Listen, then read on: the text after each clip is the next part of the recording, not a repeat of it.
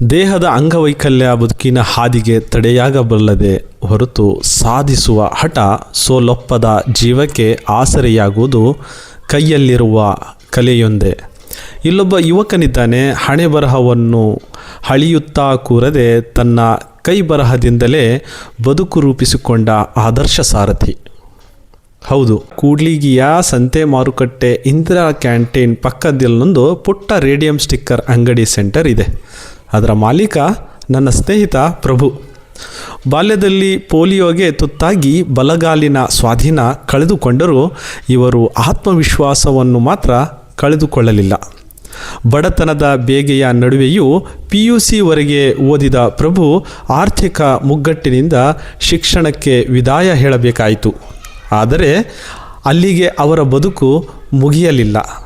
ಗದಗದಲ್ಲಿ ಕಲಿತ ಚಿತ್ರಕಲೆ, ಕೂಡ್ಲಿಗಿಯ BV ಆರ್ಟ್ಸ್ ವಿಜಯ್ ಕುಮಾರ್ ಗೌಡ ಅವರ ಬಳಿ ಕಲಿತ ರೇಡಿಯಂ ಕಟಿಂಗ್ ಕಲೆ ಇವರಿಗೆ ಹೊಸ ದಾರಿಯನ್ನು ತೋರಿಸಿತು.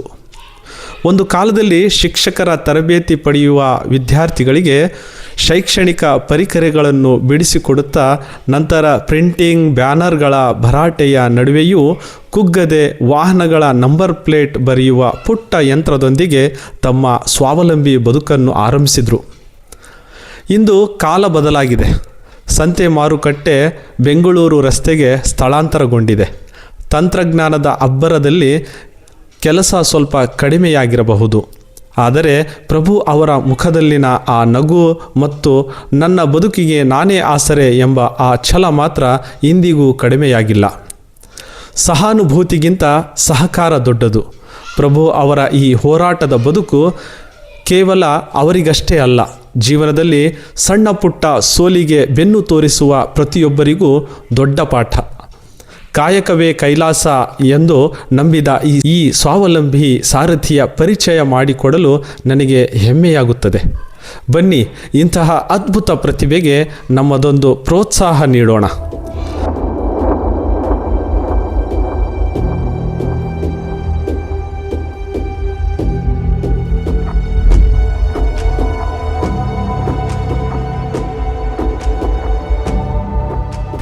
ನನ್ನ ಹೆಸರು ಪ್ರಭಾಕರ ಅಂತ. ಅಂದರೆ ನಾನು ಸೆಕೆಂಡ್ PUC ಡಿಸ್ಕಂಟಿನ್ಯೂ ಆಗಿದೆ. ಹಾಗೆ ಡ್ರಾಯಿಂಗ್ ಕೋರ್ಸು ಮಾಡಿದ್ದೆ ಗದಗ್ನಲ್ಲಿ ಡ್ರಾಯಿಂಗ್ ಕೋರ್ಸು ಮಾಡ್ಕೊಂಡೆ. ಆಮೇಲೆ ಸ್ವಲ್ಪ ಮನೆ ಸಮಸ್ಯೆಯಿಂದ ಮುಂದೆ ಕಂಟಿನ್ಯೂ ಮಾಡೋಕ್ಕಾಗಲಿಲ್ಲ. ಹಂಗಾಗಿ ಈಗ ಸರ್ಕಾರದಲ್ಲಿ ಸಹ ದೇವರಾಜ ಅರಸು ಸ್ಕೀಮ್ಲಿ ಸಹ ಲೋನ್ ಬಿಟ್ಟಿದ್ರು. ಆ ಲೋನಲ್ಲಿ ಸಹ ನಾನು ಈಗ ನನ್ನ ಜೀವನಾರ್ಥಕ್ಕಾಗಿ ಸ್ಟಿಕ್ಕರ್ ಅಂಗಡಿ ಇಟ್ಕೊಂಡು ನಾನು ಜೀವನ ಸಾಗಿಸ್ತಾ ಇದ್ದೀನಿ. ತುಂಬ ಜನ ಎಲ್ಲ ಚೆನ್ನಾಗಿದ್ದು ದುಡಿಯೋದಕ್ಕೋಸ್ಕರ ಏನೋ ನನಗೆ ಅದು ಸರಿಗಿಲ್ಲ, ಇದು ಸರಿಗಿಲ್ಲ, ಅವಕಾಶಗಳಿಲ್ಲ ಅಂತ ಹೇಳ್ತಾರೆ. ಮತ್ತೆ ನೀವು ಈ ಮನೆಯನ್ನ ಎಲ್ಲ ಸಂಭಾಳಿಸಿ ಇದು ಬದುಕು ಕಟ್ಕೊಂಡ್ರಲ್ಲ, ನೀವು ನಡೆಸ್ಕೊಂಡು ಹಾದಿ ಹೇಗಿತ್ತು? ಈಗ ಅದು ಸರಿ ಇಲ್ಲ ಅಂದ್ರೆ ಅದು ನಾವಾಗ ಅಂದ್ಕೊಂಡ್ರೆ ಆಗುತ್ತೆ. ನಮಗೆ ನಾವು ಮಾಡಿದರೆ ನಮ್ಮ ಕೆಲಸ ಶ್ರದ್ಧೆಯಿಂದ ಮಾಡಿದರೆ ಕೆಲಸ ಯಾವುದೂ ಏನು ಸಮಸ್ಯೆ ಏನೂ ಆಗಲ್ಲ. ನಮ್ಮ ಕೆಲಸ ನಮ್ಮ ವೃತ್ತಿ ಏನೋ ನಾವು ಇಷ್ಟಪಟ್ಟು ಮಾಡಿದರೆ ಎಲ್ಲ ಅನ್ಕೋದು. ಇವತ್ತಿನ ಯುವಜನತೆ ತಾವಿಲ್ಲ, ನಮಗೆ ಅವಕಾಶಗಳಿಲ್ಲ ಅಂತ ಹೇಳ್ತಾರೆ. ಈಗ ನೀವು ಒಂದು ಅಂಗಡಿ ಇಟ್ಕೊಂಡು ಇದರಲ್ಲಿ ಬಾಡಿಗೆ ಕಟ್ಕೊಂಡು ಮನೆ ನಿರ್ವಹಣೆ ಮಾಡ್ತಿದ್ದೀರಲ್ಲ, ನಿಮಗೇನು ಚಾಲೆಂಜಸ್ ಅನಿಸ್ಲಿಲ್ವಾ ಲೈಫಲ್ಲಿ? ಚಾಲೆಂಜ್ ಪ್ರಾರಂಭಿಕವಾಗಿ ಇದು ಅಂಗಡಿ ಹಾಕಿದಾಗ ಹೆಂಗೆ ಏನು ಅಂತ ಚಿಂತೆ ಆಗಿಲ್ವಾ ನಿಮಗೆ? ಆಗಿತ್ತು. ಆದರೆ ಬರ್ತಾ ಬರ್ತಾ ಜೀವನನೇ ಪಾಠ ಕಲಿಸ್ತಿರ್ತದೆ. ಅಂದರೆ ಹಂಗೆ ಸಮಸ್ಯೆ ಮನೆಗಳದ್ದು. ಇವತ್ತಿನ ದುಡಿದ್ರೆ ನಾಳೆ ನಾವು ಊಟ ಮಾಡ್ಕೊಬೋದು. ಇವತ್ತಿನ ದುಡಿದ್ರೆ ನಮಗೆ ಊಟ. ಹಂಗಾಗಿ ಕೆಲಸ ಮಾಡಲೇಬೇಕಲ್ಲ. ಗೌರ್ಮೆಂಟ್ ಕೆಲಸ ಯಾವ್ದು ಬರೋಲ್ಲ ನಮಗೆ. ನಾವು ಓದಿರೋದು ವಿದ್ಯಾಭ್ಯಾಸ ಡಿಸ್ಕಂಟಿನ್ಯೂ ನಾವು.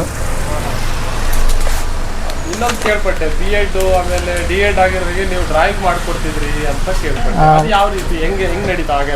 ಆಗೆಲ್ಲ ಚೆನ್ನಾಗಿತ್ತು. ಈಗೇನೈತಿ ಬರ್ತಾ ಎಲ್ಲ ಫ್ಲೆಕ್ಸ್ ಅವೆಲ್ಲ ಜನ ಅದಕ್ಕೆ ಮೊರೆ ಆಗಿಬಿಟ್ರೆ. ಹಂಗಾಗಿ ಈಗೇನು ಡ್ರಾಯಿಂಗಿಗೆ ಬೆಲೆ ಇಲ್ದಂಗೆ ಆಗಿಬಿಡುತ್ತೆ. ಇವಾಗ ಏನು ನಡೀತಾ ಇದೆ ನಿಮ್ಮದು? ಈಗ ಯಾವುದಕ್ಕೆ ಹಾಕ್ತಾರೆ ಈಗ ಜಾಸ್ತಿ ಅಂದರೆ ಈಗ ರೇಡಿಯಂ ಹಾಕು ಗಾಡಿಗಳಿಗೆ ಅವೇ ನಮ್ಮ ಮಾಡ್ಕೊಂತ. ಟೂ ವೀಲರ್ ನಂಬರ್ ಪ್ಲೇಟ್ ಬೇರೆ, ಇದು ಬೇರೆ ರೀತಿಯಲ್ಲಿ ಸರ್ಕಾರದಿಂದ ಬಂತಲ್ಲ, ಅದೇನಾದ್ರೂ ನಿಮ್ಗೆ ಹೊಡ್ತಾ ಕೊಟ್ಟಿದೀಯಾ? ಅದು ಭಾಳ ಹೊರ್ತ ಕೊಡ್ತಾರೆ. ಏನು? ನಂಬರ್ ಪ್ಲೇಟ್ಲಿ ಸಹ ಸ್ವಲ್ಪ ಸ್ಟಿಕ್ಕರ್ ಹಾಕ್ಸೋನಕ್ಕೆ ಜನ ಬರ್ತಿದ್ರು.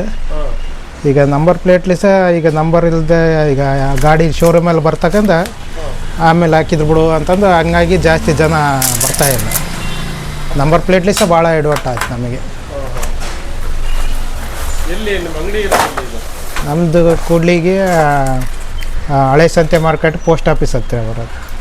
ಹಳೆ ಬಸ್ ಸಂತೆ ಮಾರ್ಕೆಟ್ ಅಂದ ತಕ್ಷಣ ನನಗೆ ಇನ್ನೊಂದು ನೆನಪು ಬಂತು. ಈಗ ಸಂತೆಯನ್ನು ಬೇರೆ ಕಡೆ ಶಿಫ್ಟ್ ಆಗಿದೆಯಲ್ಲ, ಅದೇನಾದ್ರೂ ನಿಮ್ಮ ವ್ಯಾಪಾರಕ್ಕೆ ಸಮಸ್ಯೆ ಆಗಿದೆಯಾ ಈಗ?